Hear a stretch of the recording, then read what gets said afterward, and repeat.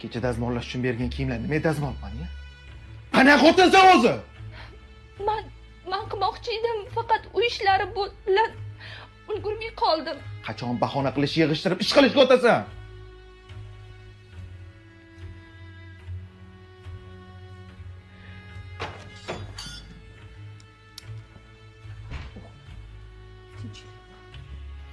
Ertalabdan yana nima janjal? O'zingiz olib bergan keliningizni bitta ishga eplab qila olmaydi. Kecha men ham nonushtaga bir pirogni urib pishiring desam, tilini 8 qarich qilib pishirishni bilmayman oyijon deb gap qaytaryapti. Oyijon, unaqa bo'lgani yo'q-ku. Qochib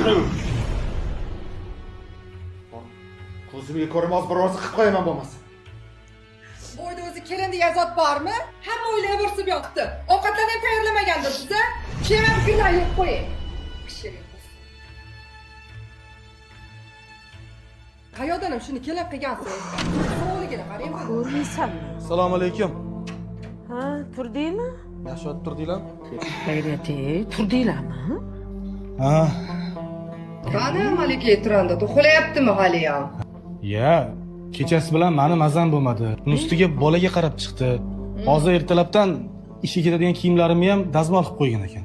Choy tayinlayman dedi, yo'q tayinlamagan dedi, o'zim tayinlab chiqdim. Yo'q, turma, uxla, damingni ol deb chiqdim. Voy, juda ham yaxshi qilibsan, bolam. Voy, uxlasin-a, uxlasin. Voyjon, har tugul shunday yolchibsiz-a.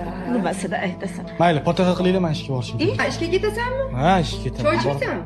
Ishxonada ichib olaman. Ishing rivojlan bersin. Ukam to'xta.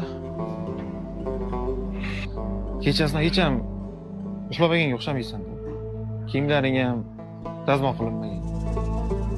Uka, xotinni halitdan boshga chiqarish yaxshi emas. Ayol kishiga qattiqroq munosabat qilish kerak. Aka, bu qilgan ishim boshga chiqarishmi, yo'qmi bilmadim-u. Lekin agar sizga o'xshab hammaning oldida xotinimni haqorat qilsam, boshqalar ham meni xotinimni ko'p-to'q qilib o'ynaydi.